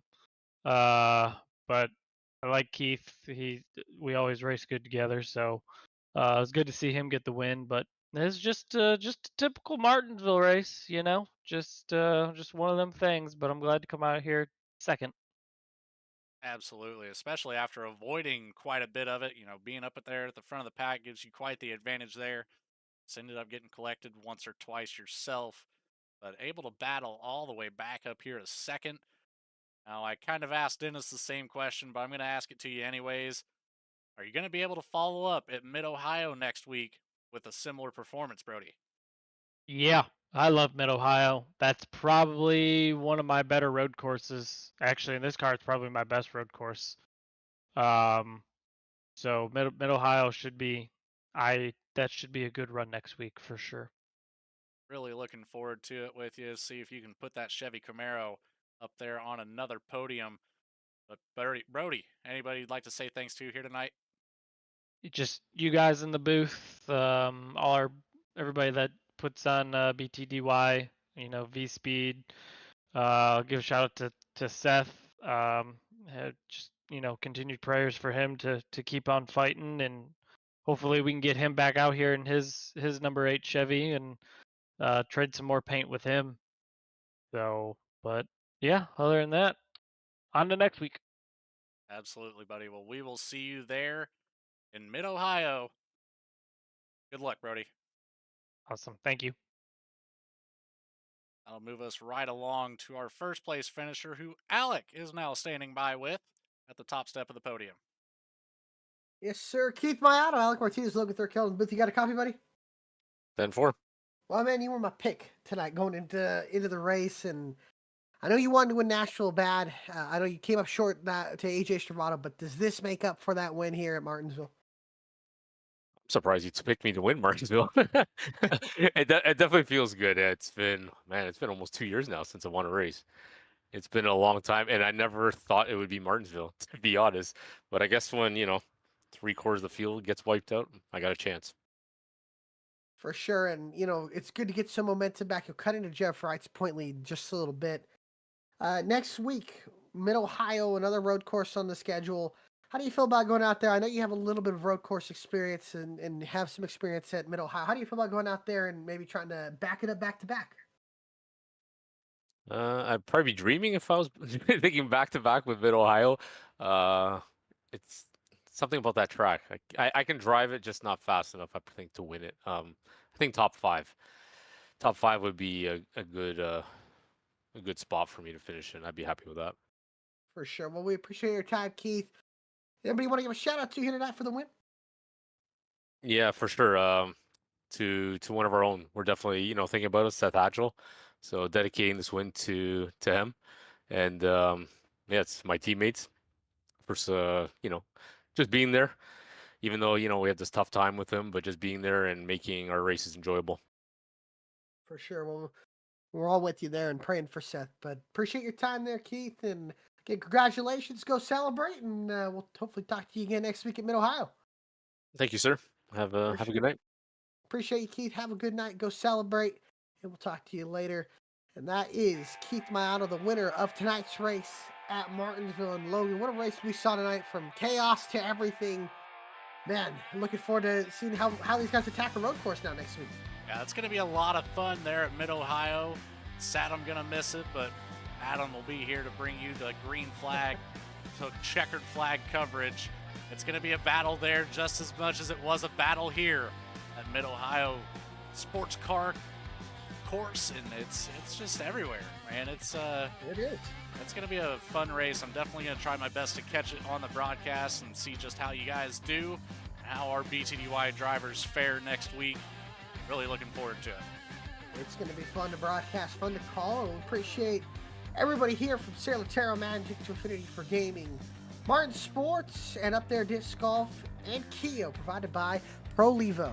And to everybody that's watched, appreciate your time, appreciate you dedicating your Tuesday nights here to BTDY and VSPEED Live, and we look forward to seeing you all next week on January 28th at 8:30 p.m. Eastern Time for the Up There Disc Golf 100 at the Mid-Ohio Raceway, and last road course of the regular season. And again, if you've enjoyed tonight's broadcast and aren't subscribed, please subscribe and get all the updates that we can see, or that you can see, of all the broadcasts throughout the racing week and throughout the week as NASCAR season begins to rev up. All leagues will be starting up as well, so tune in to all that VSPEED has to offer. On behalf of everybody here at BTDY on the admin team, everybody at VSPEED, Adam Baker, Bradley Cooper, Eddie Smith, Morgan Cook, and my producer, co-commentator tonight, Logan Thurkel.